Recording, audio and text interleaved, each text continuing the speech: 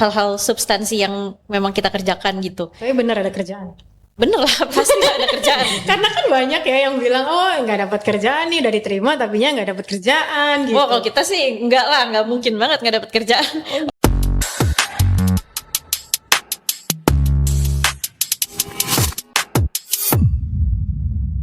Tenaga kerja disabilitas 1%, 2% di perusahaan swasta dan pemerintah sudah jadi realitas atau sekedar formalitas. Kembali lagi bersama saya Aryani di Media Pertuni. Hari ini saya kedatangan tamu-tamu yang luar biasa, bukan hanya karena mereka adalah sahabat-sahabat saya, tapi karena mereka berdua adalah pasangan suami istri, tunanetra, dan dua-duanya adalah ASN atau PNS. Hai Kak Andira Pramatyasari. Hai Kak. Hai Rido Saptahadi. Halo. Panggilnya boleh apa Ucok? Oh, jangan. kan dari itu Aceh kan? Kalau Aceh apa? Kalau Aceh, abang aja. Oh, abang aja. Udah Rido aja udah. Agak aneh gitu ya, gitu Rido ya. Apa namanya? Mungkin dikit aja. Emang sengaja nyari pasangannya harus ASN nih? Siapa nih yang harus jawab nih? Yang ikhlas jawab siapa? Sejujurnya nggak harus sih, nggak harus. Intinya apa ya? Kalau aku sendiri itu sudah merasa pantas sudah bekerja, sudah pendidikan, kemudian niat untuk melengkapi separuh agama ya. Asik. Jadi niatkan ibadah untuk cari istri, kemudian ya dapatnya Andira deh. Kalau Andira sendiri emang harus ASN, kalau enggak gue nggak mau gitu, males banget gitu. Enggak sih, lebih ke yang penting punya tanggung jawab, terus punya kematangan cara berpikir, punya pekerjaan yang jelas gitu aja sih. Tapi waktu itu sama sekali nggak ada kepikiran buat cari pasangan yang ASN juga atau PNS gitu. Kebetulan aja waktu itu sebenarnya cuma buat nanya-nanya tentang gimana sih bekerja di Pemprov DKI untuk menggunakan aplikasi-aplikasinya dan sebagainya. Jadi nanya ke teman, terus dikasih kontak Rido. Awalnya sih nanya-nanya itu, terus dia kayaknya yang approach gitu ya. Tapi kali ini kita nggak akan ngobrolin romansa suami istri ini gitu ya. Kita akan ngobrolin tentang pengalamannya Dira dan juga Rido di Pemda DKI. Benarkah? Pemprov DKI. Pemprov ya. Pemprov DKI dua-duanya. Ya. Dua-duanya. Boleh cerita dulu mungkin Dira dulu pas lagi awalnya ngelamar di Pemprov itu dari kuliah. Dulu kan Dira pernah kerja di itu ya, Kominfo ya. Iya betul. Kominfo waktu itu dari tahun 2017 Agustus sampai Desember 2020. Berarti lulus kuliah langsung atau? Lulus kuliah itu sekitar 2 tahun, lebih kayak freelance aja gitu sih. Terus baru mulai jadi pegawai kontrak atau honorer di Kementerian Kominfo. Kalau di sana disebutnya PPNPN, pegawai pemerintah non pegawai negeri. Terus setelah itu baru coba daftar CPNS. Sebenarnya yang sekarang ini yang kedua kalinya. 2 kali. Yang pertama nggak lulus. Oh gitu. Tapi ininya sama. Perusahaannya sama. Waktu itu di BPKP, di instansi pusat. Oh, oke. Itu tahun 2018. Okay. Kalau Rido gimana, lulus kuliah tahun berapa, Dok? Aku lulus kuliah tahun 2018. 18. Jurusan Kesos ya? Jurusan pekerjaan sosial. Oh, Peksos ya itu ya. Terus? Jadi aku itu 2018 itu lulus kuliah. Ketika itu daftar di CPNS Pemprov DKI, di Dinsos Pemprov DKI. Kemudian lulus itu di tahun 2019. 2019 berarti langsung ya? Ya. Lulusnya atau udah jadi ASN ya? Lulus kuliah, kemudian lanjut daftar dan mengikuti tes seleksi. Oh langsung, 2018 itu? Langsung, jadi terus langsung keterima? Alhamdulillahnya iya, alhamdulillah. Biasa.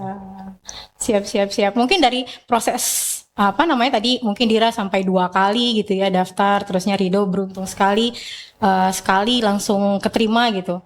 Ada hal yang menghambat nggak sih saat proses pendaftaran gitu? Mungkin Dira dulu. Oke, kalau proses pendaftaran karena aku ikutnya 2 kali, jadi ada perbandingan ya antara yang pertama sama yang kedua. Kalau yang pertama itu lebih banyak sih hambatannya. Jadi yang pertama itu karena emang masih pertama kali banget kan, baru tahu tentang sistemnya dan sebagainya, cari-cari formasi mana yang kira-kira cocok, jabatannya sesuai sama latar belakang pendidikan di bidang hukum. Waktu itu sebetulnya untuk formasi disabilitas ada lumayan banyak eh, kementerian dan juga instansi di daerah yang membuka formasi disabilitas. Tapi cukup banyak di antara formasi disabilitas yang dibuka itu lebih dikhususkan lagi hanya untuk disabilitas yang bisa dibilang ringan lah. Jadi masih bisa melihat, mendengar, berbicara, berjalan tanpa alat bantu. Nah, salah satunya boleh disebutin juga instansinya. Apa? Jadi waktu itu aku awalnya mau daftar di Kementerian Hukum dan HAM karena di tahun sebelumnya itu dia buka formasi disabilitas dan bisa untuk disabilitas netra dan ada yang lulus di sana kan. Jadi awalnya aku berpikir mau daftar ke situ, tapi ketika baca file pengumumannya ternyata ya itu tadi ada pembatasan-pembatasannya lagi. Terus udah sempat minta bantuan juga ke teman yang kerja di sana untuk ketemu sama pihak-pihak yang kira-kira bisa ditanya, dan setelah dicoba beberapa lama ternyata memang ada jawaban dari mereka, intinya memang tidak bisa kalau untuk yang disabilitas netra gitu. Nah, karena waktunya udah makin mepet nih sama batas akhir pendaftaran CPNS di tahun 2018, akhirnya aku coba cari opsi yang lain dan pilihannya waktu itu ke BPKP karena nggak ada persyaratan-persyaratan khusus lainnya yang bisa menghambat disabilitas netra buat mendaftar gitu. Dan alhamdulillah kalau dari instansi BPKP-nya sendiri sih aman sih. Jadi ketika kita datang langsung ke sana untuk apa ya, kayak semacam ada bukan verifikasi juga sih, tapi kayak sebelum mulai tes SKD itu kayak sehari atau 2 hari sebelumnya survei lah ke sana, menginfokan kalau ada peserta disabilitas netra, khawatirnya mereka belum terinfo gitu kan. Itu penerimanya baik. Nah, tapi permasalahannya itu adalah ketika pelaksanaan seleksi kompetensi dasar. Jadi itu kan seleksi di tahapan awal setelah administrasi. Nah, waktu itu udah menggunakan CAT, Computer Based Test di waktu itu pelaksanaannya di kantor wali kota Jakarta Timur. Jadi untuk yang disabilitas netra itu ada petugas dari BKN yang membacakan soal dan membantu untuk menginput jawaban di laptop waktu itu. Nah, permasalahannya adalah soal tes intelijensi umum di tahun 2018 itu masih belum sepenuhnya aksesibel untuk peserta yang disabilitas netra, khususnya yang totally blind, karena masih ada soal-soal yang figural, jadi kayak gambar dan ya hal-hal yang visual lah gitu. Nah, akhirnya hasil SKD-nya itu nggak maksimal, jadi tes intelijensi umum aku tuh kayaknya kurang 5 poin dari passing grade kalau nggak salah gitu. Padahal kalau keseluruhan total skornya itu masih di atas passing grade, tapi karena nilai tes intelijensi umumnya di bawah passing grade, jadi nggak bisa lanjut ke SKB gitu. Nah, pada saat itu aku coba sebetulnya setelah kelulusan SKD itu ada pengumumannya, aku coba lapor ke beberapa instansi. Waktu itu kalau nggak salah sempat ke BKN, terus ke Kemenpan RB, sama ke Ombudsman untuk menyampaikan pengaduan lah, intinya gitu kan, permasalahan ini seperti apa. Tapi memang nggak ada solusinya, jadi tetap diminta untuk coba lagi aja di kesempatan berikutnya gitu. Akhirnya ya udah, aku tetap kerja di Kominfo seperti biasa. Tahun depannya lagi ada pembukaan lagi. Terus waktu itu di tahun 2019 itu kan mulai ada info, waktu itu kan periode keduanya Presiden Jokowi ya. Waktu itu di info mau ada pemindahan ibu kota negara. Jadi aku berpikir kayaknya mau coba nyari yang di instansi daerah aja deh, nggak mau Daripada cari di pusat dipindah. lagi biar nggak pindah gitu. Terus cari-cari, kebetulan ternyata alhamdulillahnya di Pemprov DKI buka untuk formasi disabilitas yang latar belakangnya hukum. Ada beberapa pilihan waktu itu. Nah, waktu itu akhirnya aku pilih penempatan di Biro Hukum, bagian pelayanan hukum, subbagian pelayanan hukum bidang apa waktu itu ya, perumahan dan apa gitu, aku lupa namanya. Nah, jadi waktu itu udah kayak sampai detail gitu, sampai ke penempatannya di mana gitu kan. Tahu gitu. Udah tahu. Terus kalau di tahun 2018 itu kita bisa lihat berapa jumlah pelamar di jabatan yang kita daftar. Jadi kalau kira-kira masih saingannya sedikit, oke deh kita coba daftar di situ biar nggak terlalu banyak saingannya gitu kan. Nah tapi di 2019 itu ditutup data untuk berapa jumlah pelamarnya itu. Jadi ya berdoa aja lah nggak ada saingannya atau saingannya cuma dikit gitu kan. Nah Bener nggak tahu alhamdulillah, berarti ya? alhamdulillah ternyata nggak ada saingannya, nggak ada gitu. Luar biasa. Nah cuma jadi kayak lebih terbebani aja sih karena nggak ada saingan kan, sayang gitu ya kalau sampai nggak lulus lagi kan. Jadi waktu itu di tahun 2019 tuh udah lebih banyak media belajarnya sih. Jadi udah mulai banyak yang bikin YouTube kayak mengulas soal-soal. Terus ada website-website untuk try out dan sebagainya. Jadi bisa belajar dari situ juga. Dan alhamdulillahnya ternyata udah banyak kemajuan dari proses pendaftaran. Kalau di 2019 itu ada verifikasi disabilitas di masing-masing instansi tempat kita melamar.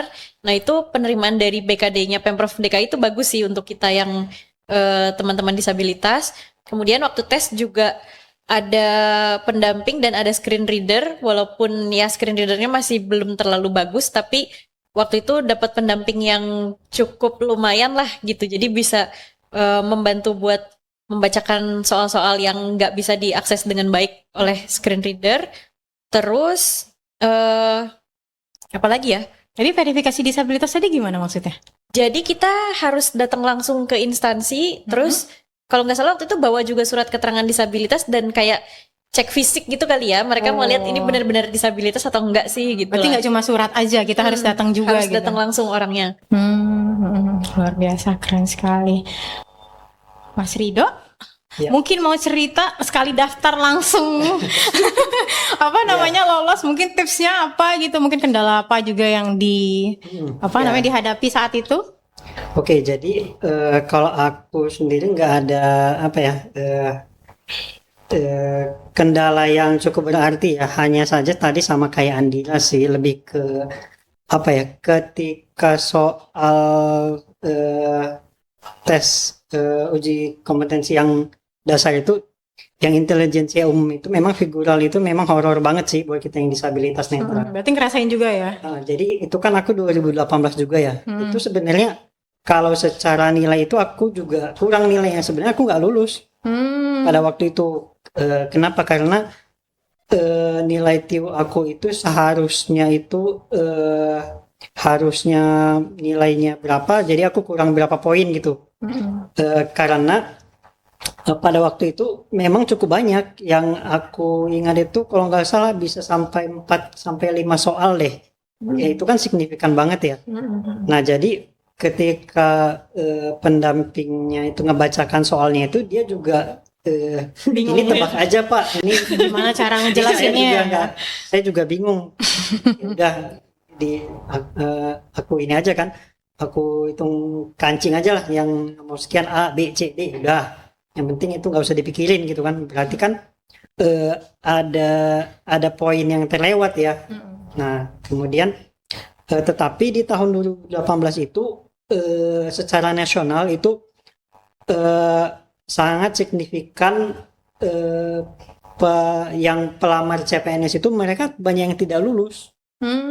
Nah pada tahun itu jadi untuk memenuhi target dari BKN tersebut, maka Jokowi waktu itu membuat sebuah kebijakan di mana jadi passing grade-nya itu diturunin di tahun itu. Jadi yang tadinya aku nggak lulus, nah setelah dikeluarkan kebijakan tersebut, jadi namaku keluar gitu. Awalnya sempat udah, kan ketika kita ujian itu kan ketika keluar itu udah ketahuan tuh Real time ya langsung. real time hasilnya, langsung tahu tuh kita lulus atau tidak untuk seleksi tes kemampuan dasarnya itu SKD-nya itu. Oh berarti revisi ya itu berarti ya? Kan udah keluar pertama kan, nggak lulus kan? Iya, Terus keluar baru lulus gitu. betul. Itu jaraknya? Jaraknya berapa ya? Ya aku lupa ya, mungkin kalau nggak salah ingat itu 2 minggu sampai sebulan deh kalau nggak salah. Berarti sebenarnya udah hopeless duluan ya? Ya udah beraktivitas aja seperti biasa gitu kan, ya udah seragam sama kehidupan lagi gitu kan. Nah, tapi ketika ada kebijakan itu kan tersebar tuh di mana-mana gitu. Jadi aku jadi mantau lagi gitu di websitenya BKD DKI gitu kan. Nah, setelah aku pantau, loh ternyata nama aku keluar. Oh. Nah, ya alhamdulillah kan, jadi aku daftarnya itu yang mendaftar di jabatanku itu satu aku aja. Nah, kursinya itu ada 2 gitu. Jadi cuman aku yang daftar. Kursinya itu ada 2. Nah, jadi Iya. tidak ada saingan sama sekali. Nggak ada gitu. saingan terus lebih lagi Lebih ya. lagi. Nah, itu. Nah itu ya tambahan tadi lupa. Salah satunya juga kenapa DKI itu pelamar disabilitasnya nggak terlalu banyak kayaknya ya, karena di DKI itu ada syarat tambahan untuk melamar itu harus melampirkan skor tes TOEFL. Boleh TOEFL, boleh prediction ya. Jadi banyak juga teman-teman disabilitas yang terkendala, entah mungkin belum tes TOEFL atau mungkin udah keburu takut duluan ada TOEFL-nya, Ngajuin nggak gitu mau ya. nyoba tes dulu atau gimana gitu. Menarik. Terus apa namanya dari proses tadi gitu ya, itu kan ceritanya Mas Rido nih inspired ya. Ada orang-orang yang dapat rezekinya tuh memang di jalurnya gitu ya. Kok dipikir-pikir kan harusnya kan ya nggak dapat lah gitu. Iya. Terus langsung jabatan fungsional. CPNS dulu kan. CPNS dulu. Nanti baru dilantik jadi JFT fungsional. Langsung fungsional dari CPNS berarti. Di mana sih Mas Rido ininya? Di Dinas Sosial Pemprov DKI Jakarta. Untuk yang aku daftar ya, jabatannya itu pekerja sosial. Nah, gitu. Oke. Dari proses seleksi tadi kira-kira ada hal yang berat banget nggak sih? Yang kayaknya udah nih, kayaknya gue nggak mau coba lagi nih misalnya gitu. Tapi kan dia sampai 2 kali kan, berarti masih ada semangat buat coba lagi Kalau kan? aku pribadi ya, pada saat itu aku merasa di antara pilihan pekerjaan lain yang paling ramah untuk dicoba sama disabilitas itu pada saat itu ya seleksi CPNS gitu. Dan kebetulan karena jurusan aku hukum, itu lumayan banyak, selalu setiap tahun pasti ada banyak yang dibuka gitu di berbagai tempat. Jadi itu juga jadi pertimbangan, justru kayak mikir mau daftarnya yang di mana ya, karena ada banyak pilihan kan. Kira-kira kelebihan dan kekurangannya apa kalau daftar di instansi A, B, C gitu. Jadi waktu itu aku karena udah pernah ada pengalaman juga jadi pegawai kontrak di Kominfo, udah mulai tahu lah alur kerjanya kira-kira kayak gimana. Kayaknya cukup bisa nih gitu kan. Jadi ya udah, di saat itu aku masih berpikir coba lagi aja deh. Mudah-mudahan udah lebih baik, dan ternyata memang di yang tahap kedua di tahun kedua aku coba itu memang udah jauh lebih baik sih. Soal yang tes intelijensi umum tadi udah nggak ada yang figural untuk yang disabilitas netra. Jadi mereka kayaknya udah menyesuaikan. Kalau pesertanya netra udah ada tandanya kali ya. Jadi soal-soalnya juga disesuaikan. Tapi sekarang verifikasi disabilitas itu masih nggak? Sekarang masih, tapi online. Jadi mereka diminta buat video keseharian aktivitas. Oh iya pernah baca. Jadi yang diupload di YouTube itu ya ya? kayak gitu. Oh itu ya manfaatnya kirain. Nah itu kayaknya cuma setelah COVID jadi pakai online. Oh iya. Pakai video. Kalau sebelumnya harus fisik. Datang ya. Oh tujuannya itu. Kirain tuh kayak ngasih tahu kita nih tunanetra bisa apa. Kirain tuh gitu. Oh gitu. Terus habis seleksi berarti langsung CPNS. Ada proses apakah yang mungkin unik gitu saat menjalani CPNS ini? Udah keterima, Terusnya ternyata apa ada kendala kah atau ada cerita seru mungkin? Kalau unik, aku ngerasa uniknya itu karena angkatan aku tuh kita sering bilangnya angkatan COVID. Oh, ya? Jadi waktu pertama kali daftar itu kan 2019 seleksi administrasi pengumuman. Terus harusnya kalau sesuai timeline itu, kalau nggak salah pertengahan 2020 udah pengumuman kelulusan, terus udah mulai masuk kerja tuh di pertengahan 2020. Tapi tiba-tiba awal-awal 2020 ada COVID, semua seleksinya mundur. Jadi waktu itu udah seleksi kompetensi dasar itu bulan Februari 2020.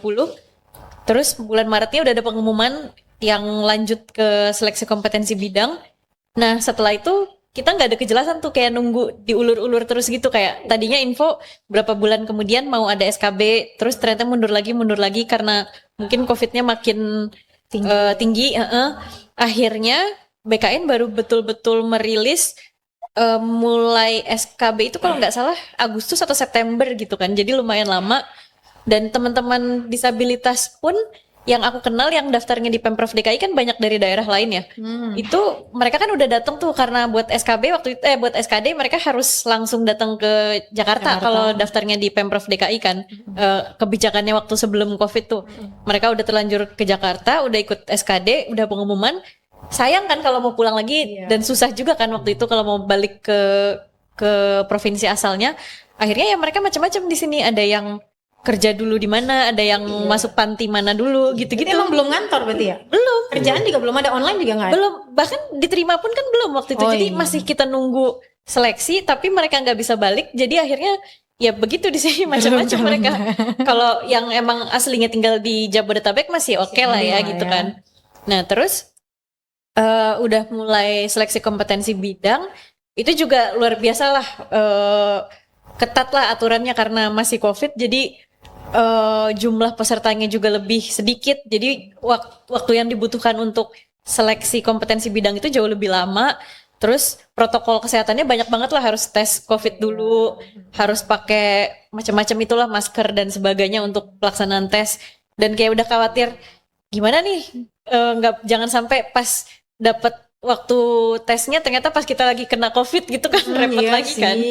Kayak gitu-gitulah. Dan waktu itu juga kebetulan di Kominfo lagi ada kegiatan TIK buat disabilitas juga, jadi lumayan lagi sering keluar kota gitu-gitu kan, lebih khawatir ya. Dan alhamdulillah waktu SKB ternyata lancar, dibacakan soalnya sama pegawai dari BKN kantor regional 5, masih dibacain. Kalau SKB semua memang dibacain pasti tuh. Nah terus alhamdulillah lulus. Pengumuman kelulusan resminya itu kalau nggak salah bulan Oktober akhir deh. Oktober akhir, terus pemberkasan segala macam itu juga agak repot sih karena harus tes kesehatan gitu-gitu di rumah sakit kan, gabung sama orang-orang COVID gitu-gitu, jadi lebih terbatas juga kan. Lumayan lama sampai akhirnya dapat panggilan untuk ambil SK itu kalau nggak salah udah 2021 awal. Terus lama banget. Dan itu aku udah resign kan, karena nggak enak lah kalau perpanjang kontrak di Kominfo lagi, takutnya nanti sewaktu-waktu dipanggil gitu kan, karena udah tahu lulus. Ya udah akhirnya nggak lanjut kontraknya lagi. Jadi sempat 2 bulanan di rumah, terus bulan Maret 2021 baru mulai masuk kerja. Lumayan lama ya, lumayan lama dari 2019. Luar biasa makanya. Dan pengangkatan PNS-nya kita pun juga lama lagi, hampir 2 tahun. Biasanya orang-orang cuma 1 tahun udah jadi PNS, kita lama lagi karena waktu itu mungkin masih keterbatasan anggaran juga, lagi penanganan COVID semua kan. Terus pelatihan dasarnya juga jadi lebih sedikit-sedikit gitu jumlah orangnya. Ya pokoknya banyak lah. Terus kita angkatan pertama yang latsarnya di blend antara online offline gitu-gitulah. Luar biasa. Pengalaman banget ya berarti. Kalau Mas Rido gimana Mas Rido? Ada cerita seru nggak pas lagi CPNS ya? Iya. Setelah dinyatakan lulus dan udah dapet NIP, nah kan itu nggak langsung masuk tuh. 2018 mendaftar mengikuti segala rangkaian seleksinya. Di 2018 itu juga aku kan waktu itu juga daftar S2 UI ya, dan melalui jalur SIMAK UI, dan alhamdulillah waktu itu lulus gitu kan. Nah jadi yang mana duluan yang aku hadapin ya S2 UI itu kan. Masuknya itu 2019. Nah, itu belum masuk, mulai kerja tuh belum. Pertengahan semester 1 itu sudah mulai tuh. Nah, di situ tuh mulai apa ya? Membalancekan antara S2 sama CPNS. Nah, itu untuk S2-nya sendiri itu mulai dari jam 5 sore sampai malam. Emang sengaja ngambil kelas Oh malam? iya, kelas malam dari Senin sampai Jumat ditambah hari Sabtu pagi sampai siang. Nah, itu untuk kuliah S2-nya. Nah, ketika mulai bekerja sebagai CPNS, nah itu ibarat kata waktu itu hari demi hari itu full aja gitu. Jadi ibarat kalau dibilang capek ya udah kayak digebukin aja gitu badan tiap hari gitu ya. Belum dari Coba cerita gimana maksudnya atau gimana? Boleh Nah, lebih jadi detail Kak? ya waktu itu kan aku ngekos di Kukusan Depok ya, jadi cukup dekat lah gitu sama kampus kan.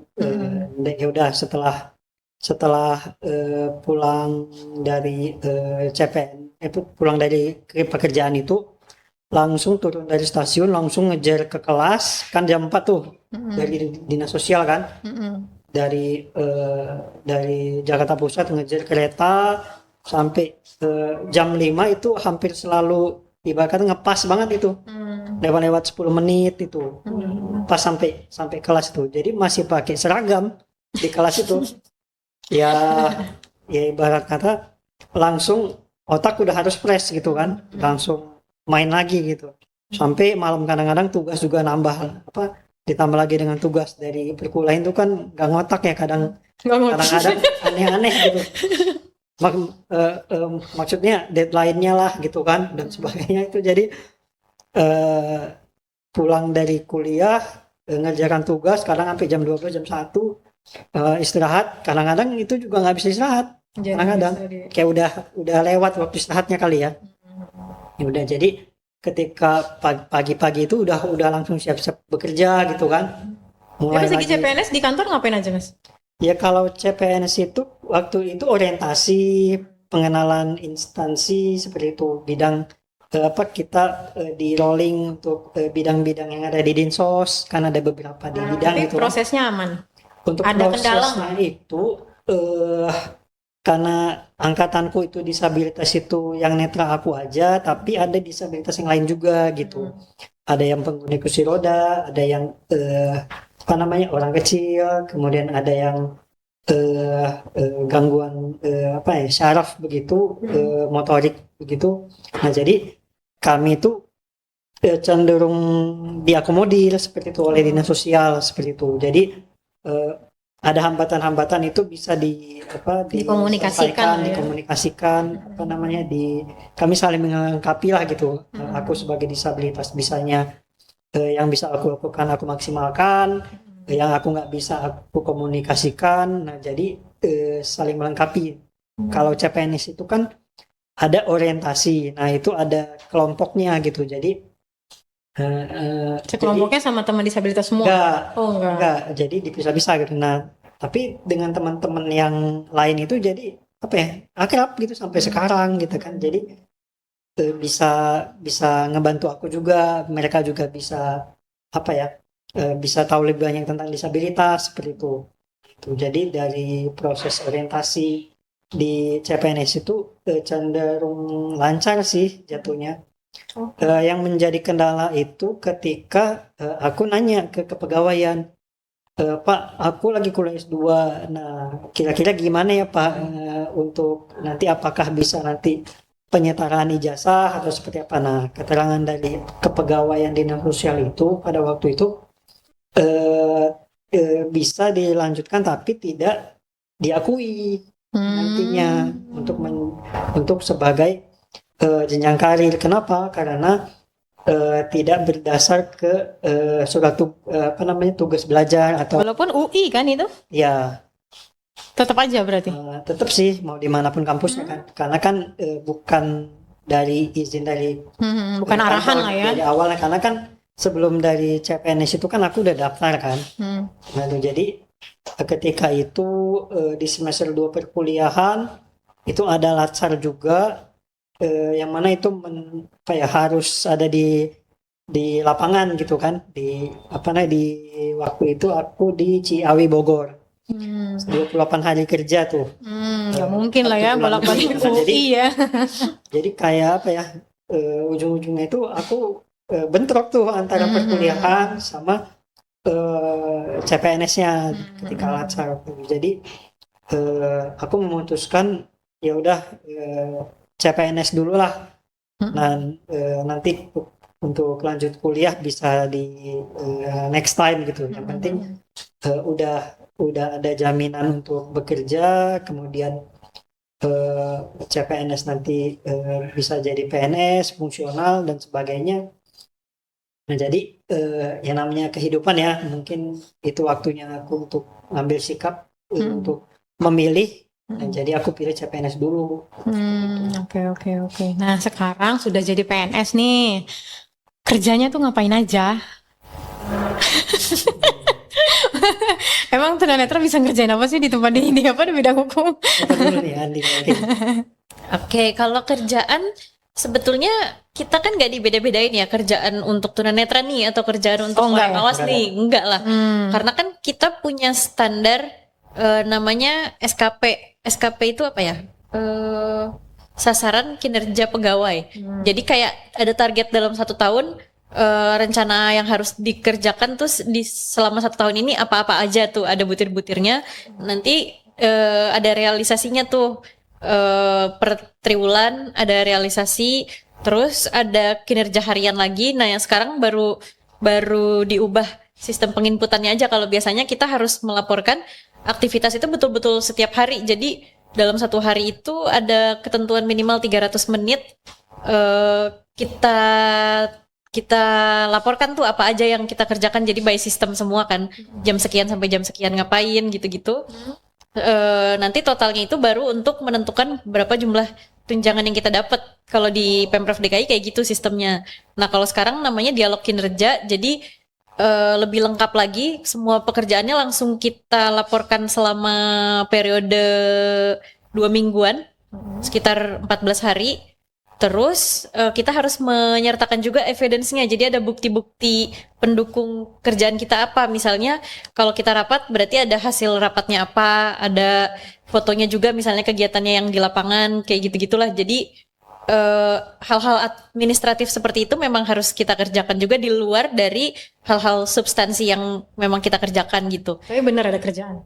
Bener lah, pasti ada kerjaan. Karena kan banyak ya yang bilang, oh nggak dapat kerjaan nih, udah diterima tapinya nggak dapat kerjaan gitu. Oh kalau kita sih enggak lah, nggak mungkin banget nggak dapat kerjaan. Orangnya makin terbatas soalnya, karena jumlah orangnya terbatas, ya efisiensi juga. Jumlah orangnya makin berkurang, nggak ada rekrutmen baru. Jadi ya pasti banget dapat kerjaan, gak mungkin nggak dikasih kerjaan gitu. Kalau kerjaan, karena sekarang aku kan adanya di subkelompok pelayanan hukum 3, jadi bidangnya itu bidang pemerintahan dan kesejahteraan rakyat. Nah itu kayak membawahi beberapa perangkat daerah gitulah. Jadi biasanya mitra-mitra dari perangkat daerah lain itu kayak minta, misalnya kita buat kajian, atau misalnya ada pengaduan dari masyarakat, atau yang paling banyak aku terlibat itu kayak untuk mengikuti pembahasan draft MOU atau nota kesepakatan namanya, atau kesepakatan bersama. Terus ada PKS-nya juga, yang kayak gitu-gitu sih. Terus paling biasanya misalnya ada pengaduan dari masyarakat kayak terkait permasalahan di bidang perumahan gitu-gitu. Nanti kita kayak koordinasi sama perangkat daerah yang lain, atau kita hubungi pengadunya, atau misalnya kayak ke lurah setempat dan lain-lain, kayak koordinasi gitu-gitu sih yang paling banyak. Siap-siap, berarti ada ya kerjaannya ya. Ada banget. Kalau Mas Rido ada Mas Rido kerjaannya? Aku kan fungsional, pekerja sosial fungsional. Nah jadi sudah ada pakemnya sendiri itu, pekerja sosial itu melakukan apa. Nah ada beberapa tahapan pekerjaan sosial. Nah mulai dari home visit itu melakukan kunjungan rumah ke calon warga binaan sosial. Kami melayani warga binaan sosial. Warga binaan sosial ini bisa dijelasin nggak Mas sedikit? Warga binaan sosial itu jadi aku kerja di Panti Sosial Bina Netra dan Wicara Cahaya Batin. Panti ini merupakan satu dari 22 unit satuan kerja perangkat daerah, unit kerja perangkat daerah yang ada di dinas sosial. Nah, jadi yang tinggal di panti itu adalah warga-warga yang membutuhkan layanan di panti. Namanya biar warga binaan Namanya sosial. adalah warga binaan sosial. Ayo, oke, mari kita lanjut. Ya, yang kami layani di panti kami disabilitas sensorik. Nah, ada itu netra, kemudian ada rungu dan atau wicara seperti itu. Kami kapasitasnya di panti kami itu 110 Orang. warga binaan sosial. Nah, seperti itu. Nah, untuk melayaninya sendiri itu, aku sebagai pekerja sosial tadi udah melakukan home visit, kemudian melakukan pendekatan awal seperti itu ya, pendekatan awal mulai dari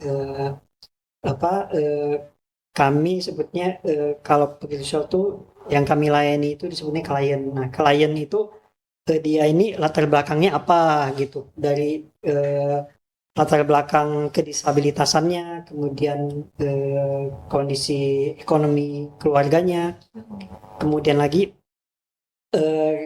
lanjut ke asesmen. Asesmen itu bagaimana pekerja sosial ini menggali masalah atau potensi yang dimiliki oleh klien tersebut seperti itu. Nah, jadi ada namanya BPSS, biopsikososial spiritual. Nah, jadi ada kami pekerja sosial memiliki form asesmen ya, di mana itu nanti akan kami gali, ada asesmen awal, ada asesmen lanjutan. Nah, di mana itu nanti akan tergambar biologisnya itu terkait dengan kondisi fisiknya, kondisi kedisabilitasannya, kemudian hal-hal terkait dengan kesehatannya. Nah, Termasuk desil kah sekarang? kalau desil itu jatuhnya ke beda bidang lagi sih sebenarnya. Itu bagiannya di bagiannya Pusdatin Jamsos. Maksudnya gini, yang diterima sebagai warga binaan sosial itu harus desil berapa itu udah bisa? Ada aturannya juga atau nggak ada? Karena disabilitas sesuai asesmen gitu? Untuk desilnya itu mungkin karena desil ini baru ya, jadi kami belum menerapkan mendasarkan yang kami layani itu berdasarkan desil berapa. Nah, selama ini kami memberikan pelayanan kepada klien itu berdasarkan dia membutuhkan atau tidak pelayanan yang ada di panti seperti itu. Tapi itu takarannya apa? Apakah dia harus miskin kah? Apa memang karena disabilitas saja? Apabila dia contoh misalnya dia merupakan seorang anak. Nah, anak ini di keluarganya dia disabilitas anak ini, tapi keluarganya bingung bagaimana caranya untuk supaya anak disabilitas ini harus diapain gitu kan. Nah, itu keluarganya biasanya datang ke panti untuk menanyakan informasi terkait panti seperti itu kan, layanan-layanan yang ada di panti. Kadang-kadang keluarga itu mereka tidak mengetahui seperti itu kan. Nah, jadi kami berikan informasi. Berarti Apabila cocok untuk mereka terkait dengan kondisi disabilitasnya itu dia bisa untuk diterima di panti, maka akan kami lanjutkan. Berarti kerjaan ada ya ini ya, nggak nganggur ya berarti, nggak cuma makan gaji buta gitu kan? Ya kadang-kadang gimana ya, kadang-kadang itu kalau hari demi hari itu secara dialog kinerja itu sudah ada jam-jamnya ya, akan tetapi kayak hal-hal yang di luar dari sudah terjadwal itu kan cukup banyak juga seperti itu. Dan juga kadang-kadang juga ada yang tiba-tiba ada arahan dan ada tugas-tugas lain yang sekiranya urgent. Nah itu kadang-kadang kami padatkan seperti itu. Ya kalau bisa sekalian curhat, kadang-kadang aku juga komplain sih kayak kerjanya kok lebih dari jamnya nih gitu kan. Oh iya. Ya itu cukup sering sih. Oh iya. Tapi dapat lembur kah? Enggak. Oh enggak. Ya kali. Karena kalau di pelayanan masyarakat emang lebih kayak gitu sih. Jadi kayak jam kerjanya lebih dibanding yang lain kayak suka ada tambahan-tambahan, ada piket dan lain-lain. Berarti loyalitas ya? Ya. Ya. Ya, Lemes banget ya. Oke, nah sekarang mau hal penting nih, banyak juga dikeluhin sama teman-teman disabilitas di luar sana, terutama tunanetra tentang jenjang karir. Boleh cerita Kak tentang jenjang karir? Sekarang pas masuk grade berapa kira? Sebenarnya kalau di DKI itu kita penyebutannya beda ya, bukan grade gitu, tapi bukan grade. bisa ya ada disetarakannya juga mungkin ya gitu. Nah kalau kita penamaannya itu ada kayak teknis ahli, teknis terampil, terus apalagi ya bawahnya, kalau nggak salah administrasi ahli, administrasi terampil gitu-gitulah. Nah yang paling tinggi untuk jabatan, kalau itu kan namanya jabatan apa sih, pokoknya bukan fungsional lah, itu kayak staff gitu. Itu yang paling tinggi teknis ahli. Nah aku ketika daftar jabatannya memang masuk ke tingkatan yang teknis ahli gitu. Itu udah tertinggi dong. Itu udah yang tertinggi untuk ukuran staff ya, untuk yang non fungsional. Nah terus waktu itu juga ada peralihan lah ya. Jadi pas periode keduanya Presiden Jokowi itu kan juga didorong untuk PNS-PNS ini supaya semuanya beralih ke fungsional. Jadi kayak lebih jelas kali ya kerjaannya, lebih jelas jenjang karirnya. Karena kalau fungsional itu kan dia berjenjang, ada yang kalau untuk yang S1 itu kayak dari ahli pertama, terus muda, madya, utama gitu kan. Nah, waktu itu di tahun 2019 waktu daftar analis hukum di DKI Jakarta itu, di Pemprov DKI masih jabatan yang bukan fungsional gitu. Nah, terus di 2020 pas nunggu-nunggu si COVID inilah, masih nunggu seleksi, keluarlah Permenpan RB tentang jabatan fungsional analis hukum.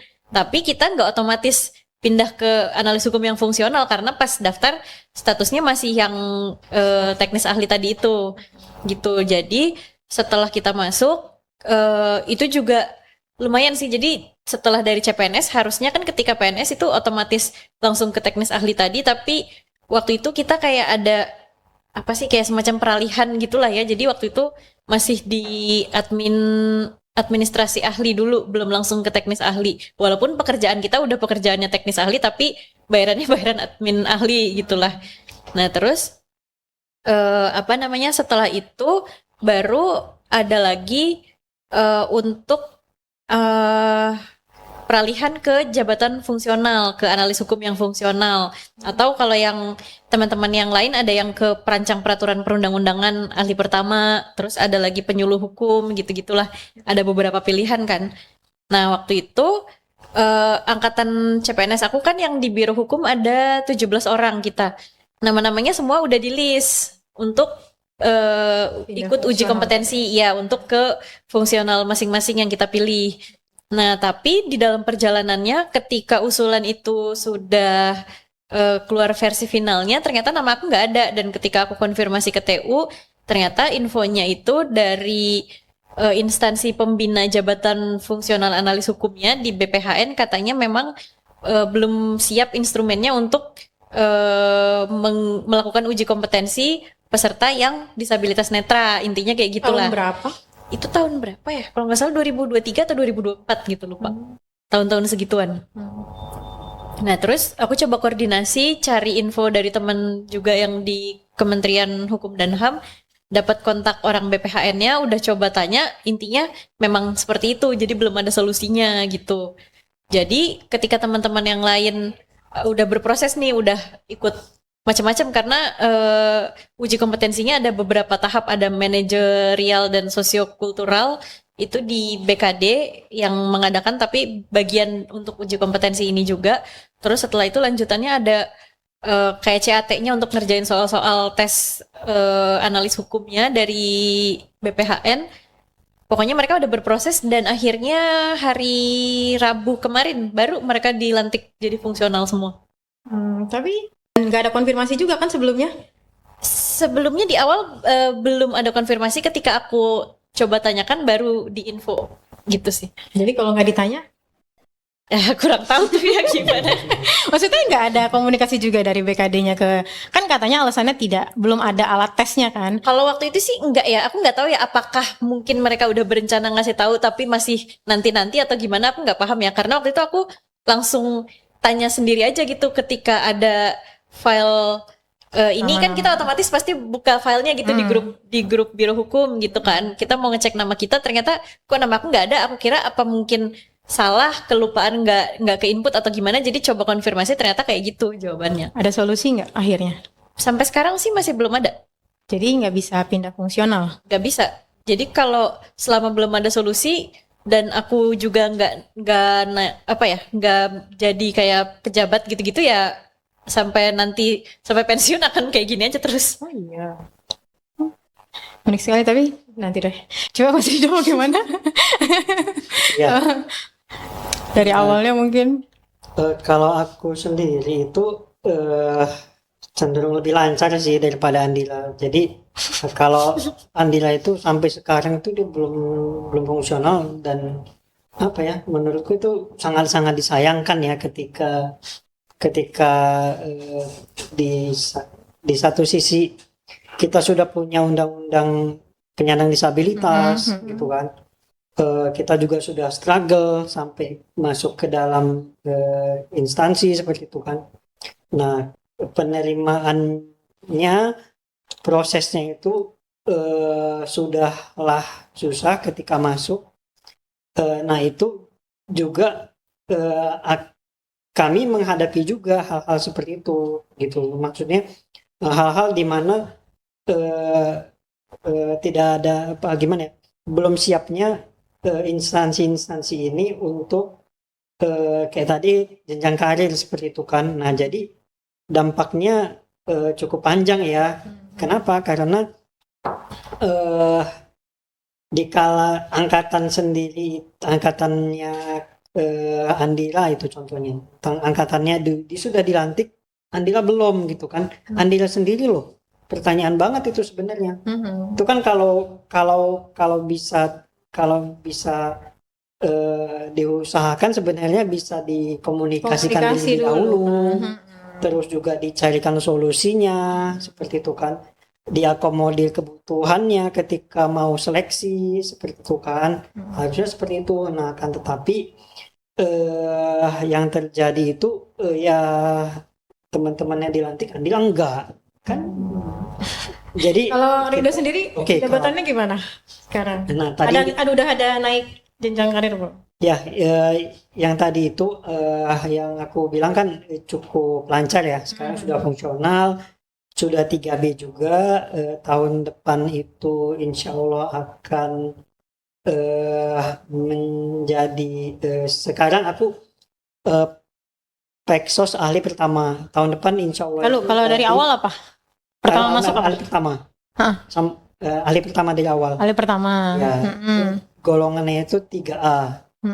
Sudah 3B sekarang. Nah, untuk jabatannya tahun depan itu insya Allah jadi pekerja sosial ahli muda, jadi naik karirnya seperti itu. Nah, mungkin karena dinas sosial ini mungkin karena dinas sosial itu sering apa ya, berhubungan dengan kedisabilitasan mungkin ya, jadi cenderung lebih terakomodir seperti itu. Dan nggak heran mungkin kayak bukan pengalaman pertama gitu kali ya mungkin ya. Betul. Kayak ketika aku masuk, teman-temanku dilantik, aku namanya keluar juga sama gitu. Mungkin hal-hal teknis banget mungkin ya ketika namaku muncul itu sama seperti teman yang lainnya itu yang ngurusin hal-hal tersebut, mereka enggak apa ya, sensitivitasnya mungkin terhadap disabilitas itu cukup apa ya, cukup bisa mengakomodir seperti itu kedisabilitasan pegawainya yang disabilitas seperti itu kan. Jadi dilibatkan kemudian disetarakan seperti itu kan. Nah itu yang Tapi mungkin tes uji kompetensinya sama nggak? Tadi kan Dira kan uji kompetensi terus ya. belum ada alat gitu. Bedanya apa sama Rido? Kalau aku itu ketika mendaftar itu sudah pekerja sosial fungsional. Nah mungkin itu perbedaannya kali ya, ketika masuk itu sudah jabatan fungsional, jadi ketika masuk itu ijazahku yang pekerja sosial itu, kemudian berkas-berkas administrasinya itu sudah dianggap itu aku sudah Linear gitu. sudah memenuhi persyaratan memenuhi gitu kan. persyaratan sebagai pekerja sosial fungsional seperti itu. Kalau Andila kan dari awal dia staf teknis ya, staf teknis, jadi belum fungsional seperti itu. Jadi harus uji kompetensi. Udah mau sejam tau gak sih? Tapi misalnya gini, tadi dengan semua kejadian yang udah ada gitu, kira-kira Dira sama Rido mau nyampein apa nggak sih buat teman-teman tunanetra di luar sana atau disabilitas di luar sana yang punya mimpi juga mau jadi ASN gitu ya, dan juga untuk mungkin perusahaan-perusahaan yang belum berani merekrut gitu kan tenaga kerja disabilitas.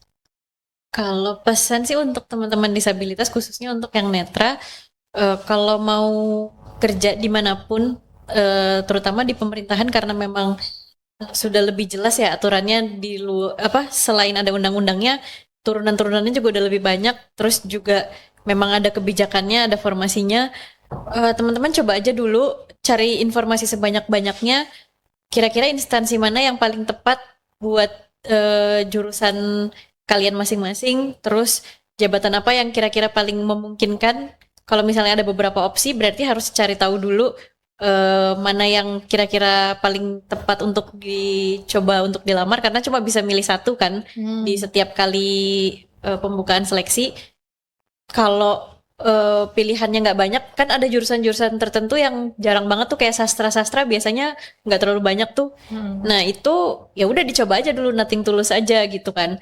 Kalau nanti udah diterima, ya udah coba dikomunikasikan ke pimpinannya di instansi, terus ke teman-teman yang lain.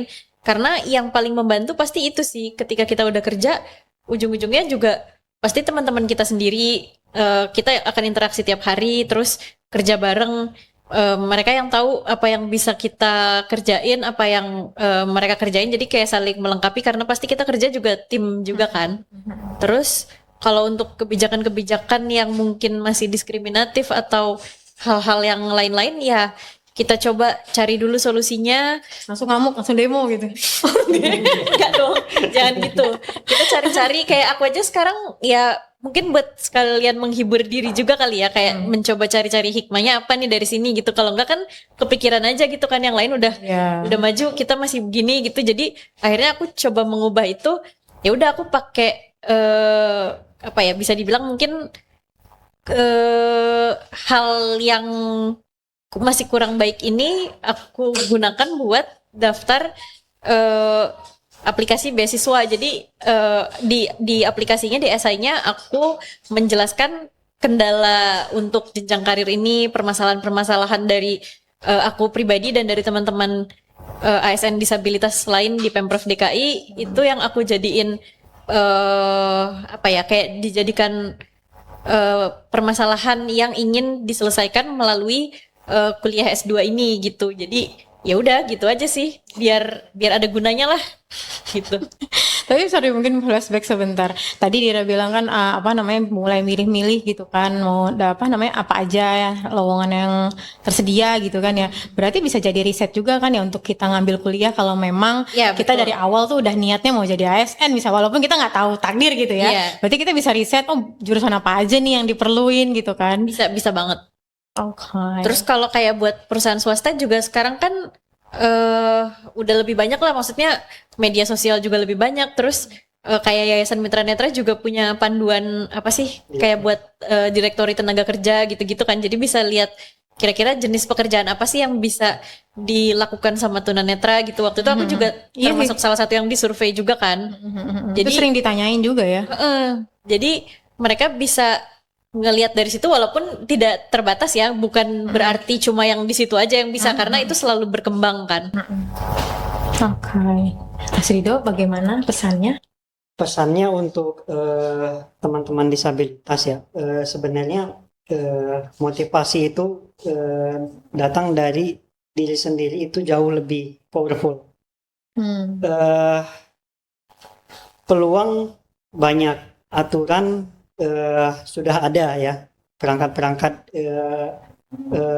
peraturannya, kemudian instansi, kemudian pemerintah pusat, pemerintah daerah itu sudah cukup banyak peluang untuk kita yang disabilitas. Nah, tinggal lagi bagaimana kita yang disabilitas ini meningkatkan skill kita, meningkatkan kapasitas kita, memantaskan diri kita. Nah, perusahaan atau ASN itu mintanya apa? Nah, itu yang kita penuhi seperti itu. Nah, jadi ya sebenarnya sudah cukup banyak ya, sudah cukup banyak peluang-peluang di luar sana. Tinggal bagaimana kita yang netra ini bisa memaksimalkan apa yang kita punya, seperti apa yang kita punya, waktu kita, kemudian kita punya sekarang device, kemudian informasi-informasi sudah cukup banyak, tinggal kita mencari, menelusuri sehingga kita bisa ikut ke dalam gerbong perjuangan disabilitas dalam dunia ketenagakerjaan ini, seperti itu. Luar biasa. Sebenarnya pengennya ngobrolnya lebih panjang lagi. Tapi waktu kita terbatas. Makasih banyak Dira, Rido. Semoga saja karirnya makin lama makin sukses dan makin banyak juga yang mengikuti jejaknya. Dan Sobat Pertuni bisa follow semua sosial medianya Pertuni dan juga bisa subscribe ke YouTube-nya kita. Dan terima kasih banyak untuk Perpustakaan Jakarta untuk semua fasilitas yang luar biasa ini. Saya Aryani, pamit, bye-bye.